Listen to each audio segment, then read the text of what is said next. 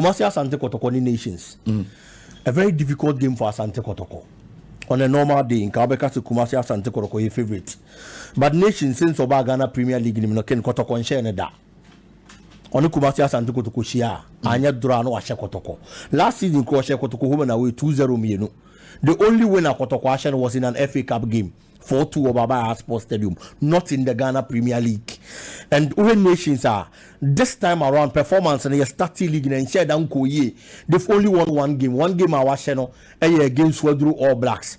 Teams are almost a world league in Midadano. Nations in Timmy Obia, one Timmy and Shemediama, one Timmy and Share Diana Stars, one Timmy and Share Samatex. I feel say if Kumasi Asante Kotoko has anything to do looking at former womb and the Kotokonzu share sides are a more denya Oko Brekuma Koshe for the past 15 years. Oko share a year Babiani Gold Stars, or Babiani champion of champions after 2021. Now I say to Nigeria after 40 solid years and Karim Zito in the charges and making sure that this time around on breaking Nations FC because this is the time. Zito and some monitoring interviews. What are your positive part? Of course. Omoka League as some say yes. Kotoko is almost league. Yes. Omo club is almost competing for league. Or you're positive. Team no was positive. And no baby coach. You're positive. You're positive. Sana coach there is already. Sure. Karim Zito. Sure. So I feel that this is the time. Kumasi Asante Kotoko. If they don't do it this season, a very difficult Asante Kotoko best IBM Ken. Okay. Mami me di komo Eldilson. Me san won komo bebre and me say to am komo dey so because me ne buy about hospital for any obedient komo na kangen na Dr. Amozu. You know me na obedient komo kwekwa na me ne komo e nations is here. Just the statements now all the nations for so Black Stars and common idea. Qualification idea, but you see, there were less number of games to prepare for the World Cup. We Comoros Diana, it was international friendly before hopefully November. Na ye can call World Cup na nessa. I am sure say the preparations for the World Cup starts with the Comoros game. I'm not expecting so many changes in the team. Me expect to say Otuado near many be your person because of core of the team. One or two things be he would want to prepare and he should start doing it now. Qualification games in the what sake dear can I say in the World Cup we want to see different Black Stars. Okay. Of course, and it starts with the Comoros game. Comoros need the shady but ye show 5 krana and cow. He said we see per revenge now. We should wait at the appropriate time. Okay. I don't say Manya Yashmi say Akuraba ko yefana Baba Sule. Baba Sule say opeso tini din wa ha. Yeso onko makaranta oso onko school. Hey. Say amoni din wa ha onko school. Baba Sule. Answer what we did no Mr. Onko school. Onko makaranta so. Baba Sule. The both for onko school no. Okay. Great. Baba enti say what? Baba Sule yasi abodi ni makoma komensa. Sorry I school. Na wako school de bia. School ni very important. Mama ni nkomo kakra na me nations for ni nkomo. Kennedy wa ha na yetim na opanyin boko de nations Asante Kotoko abrankese. So far ni ma be na ekoso. Na kacha Baba Sule say mesumi srene say anope on koma kranta. Time na me bobo na friend Baba Sule. Na force Baba Sule. Okay, to name no. Namesake. Who says Starless 95. Near midfield debut and friend Baba Sule. Yeah. And to me that time I'm simple boka kakra. Nti me hwe ne langa na media na na say funny Baba Sule. But my studio na fe pa. You have a very beautiful studio.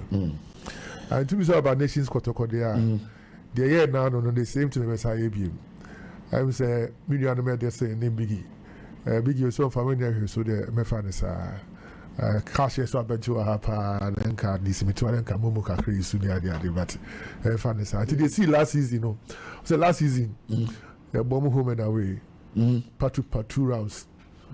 This season say bobo first round no and there.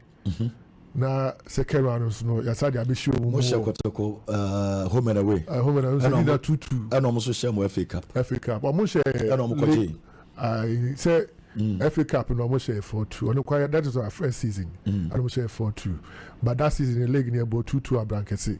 And as a Mabwa team coach 1-0. Okay. Our Barra Sports Stadium. And the last season so no Emmanuel no above first goal. And Nafi Sulemana above second goal. And yes I call boss the same Nafi Sulemana. As a Shomobium 2-0. Nafi any nations game. Only what you saying draw go ana. Sure. That's it. And can focus Kennedy meba. Una watch that once am I can make me. Last season was chance you was in Nafi ball saying first goal. And on Sunday then a boss second goal. And on some call boss and on some ball go. Says only hobby. Now who's a case about one day now who's a case about Debbie Monano, oh, on the Koshi go now. Koyi in Ataria belong to Jesus and Jeffrey for 5 years. That is the beautiful thing about that incident inside. In as well as a flattered the loss of the game. But in your NGO's name, Penophobia Mufrabuchi, just for the sake of boy, no, a showcase I belong to Jesus. No, I'm between finding my boy. No. Okay, at that time, last season, how much years can man? Those a club officially any idea, but your NGS be Jesus event and some other NGOs we be Ghana high, be Kumasi, be so abrochi. Enti Imano no, and obesa belong to Jesus ni bi. Who's no Kotoko players no, a lot of experience, no doubt, but and the moment oh say Canada or for papa, Canada. To say Abion or for people, then you to say Musian Dam to be briggy. I always Abion, so many 1935, there's so many. Coach Karim Zito the Kotoko saying records be at the Hubia. Almost say no. The same Zito, no dreams last season. You question Tuba. 1-0. What is Asante Kotoko say 1-0? And this season. Kotoko for Obia team Bia. Only Kotoko we issue Bia. This season I'm settled in now. Even break me no make settle in now. I never sonche. I never sonche. Na se break so chambo sonche bebre. Me say never sonche. Me say never sonche. No mo mu na tra e be si gutro no mu anu ano agbe na ye wi adwuma no. Tonto kwa match ko mo mba. No say nations monje 3.3 goals now and then we are money Kotoko eba mo say GD no say mo Kotoko da mo Kotoko say bi onye twa info mo Asante Kotoko and business ni football development into Akopia Nations FC into enim Kotoko true and true na just na mo ya duro ma Kotoko me duro Kotoko me no pay us for person into there na woni anti David and secret and carry radio so secret and carry radio so me do come no so these are finishes. Asante Kotoko. Who finishes are Kotoko Jimmy Nations? I'm telling you. Hey, Kennedy. I said, man, we are extremely confident. First goal, 1 man to 1 king. So I heard born Ibia, Mr. Duobe 230. Let's say pass it born now. One first goal. No. One man temene no. Who first goal no. Kotoko. Yes, move. We respect them. Kotoko a mighty club in terms of achievement, pedigree, ni bibiano, nations and two Kotoko. But since you bag Ghana Premier League, no more Shamuda. Yes, more Monshe Yada. Oh, you see you the club no. So was free wa. Me feel a crowd of Muntivinche. Na say, and a million free also. Almost someone now. Monday, Monday, let me go and cry. What's almost more big than you? Oh, there will be done. I say I could have blaster game where they soon got a blaster association. But I'm saying, say, and I'm extremely confident. Only time now, and I do not show the toy, no. And I'm saying, right, that was say. I'm an abem. And run soon a toy. I didn't buy. Lack. Because preparation says, coaches know any place in the area. And I say, you can introduce a new video analyst, Emma players, no. I cry and run on time, new sessions, Kakrania. We know the Kotoko team true and true. And then coach, Kalu Zito on philosophy. Oh, we are Kotoko baby any no. My who do you want to be any for? Bibiani. Say Babaya. Babaya. One more Bablanca see you. Fortress. I'm a fortress. 18. Kotoko, how many matches for Abrankasi?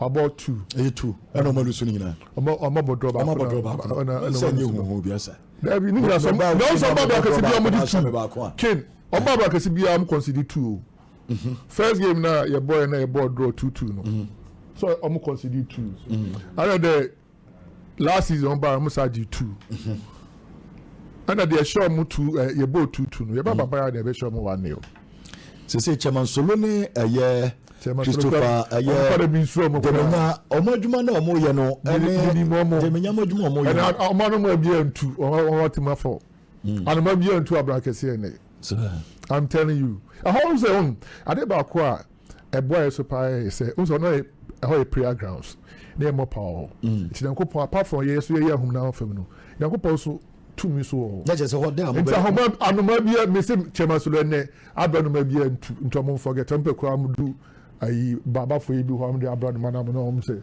o de abon kwa se bia abranoma no mo de ko ne fa na mo fa na mo de ko o de bia ba mo de me se mo fa man ne se ne be across for se de hu abranoma mi so mo ne has na mo ho bi na abranoma ne tu am share has 3 nti ne mo fa abranoma kwa abranoma no ba obebu afa like bosonjua ko perfect mi krari o say abetamu asofo mu abetamu Olympics or new Olympics boy when ti man shegu Kotoko asem na ye ye ka Kotoko asem I say oh because they say abetamu abeshegu ne no e wo so bebre abetamu o ha samosekufu o Raja Simpson so defensive shield you throw bia o ko Nigeria ko wura mu ho ukoremo ha de o fakati wura bia ma wura bia ema wura bia nti ye pese gate fees ni kwa no gate fees no okay ye dato form ko mo Kotoko team kase nation so si ye peja kakra nka na miado nti popular star 50 Ghana cedis pe na 1500 cedis of VIP okay nti popular star area ni na no nti ba bia ye 50 cedis and 100 cities and 100 cities in a VIP area. And they make sure security very tight. Say where you bit my ball obi ahoba. Who's got to call about the domba. Into a bus say you created an atmosphere. Omu lusi kra na omunya sembianka. Maybe answer them in by a supporters PRO. Yeah, that's upon me ya be in common sia akwa. Nti ye ni abre. Eti 50 cities me so obi akwa brankese. And the bia no baby obetre bia we VIP na gate no 50 aye series we kope baby atena Kotoko nations kono supporters na some ko na mo kotem because omo ya stubborn ana na ni de o na nkasa kura se Kotoko wia una waidi na asiashe no to Kwame Chesu kura next pa so still no mo happen no mo Asante Kotoko ya na nema ti say nyame adom na mo be say ya shekura wi na mutimbe na munene bobo amodwen se Kotoko na munene kasasa no Kotoko ya ne kasasa on se o ye panin pa na wo fie na wo tete wo bayi a wo se uhu se oba no ba bisa ho abrabo ya panin bia pese ne besa no ho abrabo timpa inform titi fie omo banya ska cha omo no pa che se wo panin pa wo tete wo bayi nko ade wo se wo besa ho abrabo okay anti Kotoko no yesua wo mu firi yankwara abremu a yenim Kotoko bibia ye ne wo mu na akwa ba ye chini a eburo nyina ya bu ye bi wo Kotoko echi a ese de bosomtwe ho asem ne ye ka bosomtwe so de ye lake bosomtwe ene nations eno kwa na sese yenim nyame ya moktaye bibi wo ho ana moktaye ne bibi wo lake wo ana lake wo ye de bosomtwe ya de wo moko ye den ye commit me there wo muko jari nsuo muko ye nuro da bi ko jari nsuo ko ji ni meet me there holidays bia ye ko okay ne atonsu ye chama ahai kai si honom ka mi unisi omo atonsu na ka na be si he me ba cho atonsu high school junction honom okay 1 o'clock na Kotoko ni bia do otimi fru bi ko ba stadium ko ade otimi se Kotoko ye no mo de ye busia eti de ka na mo hand ye si ewo high school junction so ebesi wo hifa side he ebesi Prudential Bank n'animu ho okay no akra boys nation for nti obi obedu bia na wa foka na de ko ba stadium nko are you free ba se wo ko nam kwa no so na se nye ho na akwa kai se ka ni nyina ba bia ekodu so e be try take it ama wansa no se Africa ni fam do so e be with me for no was so afro so kwa no so se ka ho the bank of 5 dia mo ye feel Babylon by bus the mumu ye the case was a kwabra nkese me so me kwabra nkese wozi me dru a car no o mo bi ansi this am ticket to stadium ansa this udu academy ye be gate no ticket ni gina no enti try ya ne we ye bi nti obi offer sa car no bi make sure so call abra nkese record the job bi do say the jam is careful obi a oba say agro ni ebedi okay nye bibia just 3 points that so the better ya agro ni nyina obi a be abedi Dr. Kwame Chei against stadium one enya sem ketokra nations FC Asante Kotoko Palusha is why nations was what Palusha sem nim so kwade na Palusha kra de Palusha was what cha Kotoko fu nyina nations Palusha so won sem Asante Kotoko yesi Palusha ko yadru asemo dem pacho me pese bi say nations for no say me say Niama trendy by 2 days ni officiating officials into the center referee. 70 year Mr. Wadaroma for no tum na supporters na ba no. Supporters no. Senior on say oya koda I say encourage no. And ade we ma me no mo betim dia build akwa ne CV. Exactly. Nations ne Kotoko 17-year-old referee na wo be the game no.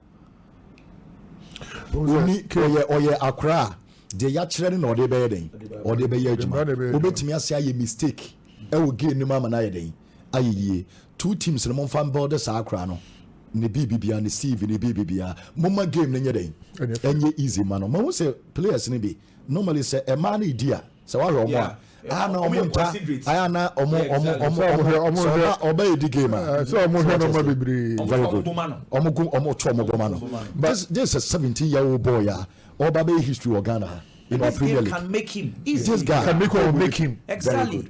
And supporters never stremo and now kwa brankesia akra will betimi ayi mistake am na you. Oba de gina park. The American say usually supporters no take a cue from the Kosovo bench one. Yeah, especially the reaction from coaches very good inciting supporters very good yes and the best players coaches know I'm sure say you kwa brankesi we'll talk to our people. Yeah, say we need to build this boy up. He can make mistakes. It is very natural in football. And they're making sure say the boy is protected. Okay. At least there's maximum security. And the best is a move between so.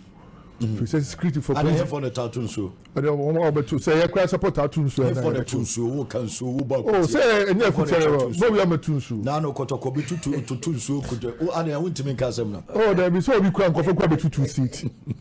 By now there what be ode animation same bia no. And the police from quite 200. For police from quite 200. Into obi about you protected. We are protected. But also be misbehave so. Same police bus na the police for buy no. The same bus na the Babishimo Central. Oh, okay. But me standing for support and nation services supports that me promise say yam crop for no send no makasa no. Obi anya obi a oye nation services supporter me nana sapon minimum abeba misbehave obi me die nma me achew. Okay. Sansa bosumtumi ni ba bi obi ate. Nemo we be say referees ni say usade there's no interest usanti. No, a very good referee. Nah, or the church. But your patch say, Modema come on the debor nechi. And you be an air foul. What you say? And you be an as incident be a tackle be an air foul. Inti Mona and Casancasano, I think, say, Uti Canada. Bench your reactions. Was no more Sorati Park and so. Now a critique intentions will be your movie. This is a boy or clear mind as a referee will be in a ball. Will be my mistake. Dear Metron, what you say? You crew man of matches in the will be doing so be a quadri no person a day. Osisino. Enti and there, your person side we shoot me because we are seeing them was a 17-year-old boy, 80 game. Including one of the biggest football clubs in Africa. So a Ashanti derby. Yeah. I say Kutu derby. And this boy is going to make history. Okay. Like you mentioned, I say as you're protected. Kotoko so omo wa yibi sa akra bia di omo match omo ta win. Referees now more 33 and 32 no. Omo no muji Kotoko matches nyina. And now Krawi. Referee bia so be di nations match fairly yere. Infensi omo da se. Na men central men komo je so footballers no ni ma de ba ko. Footballers here omo ye we bia.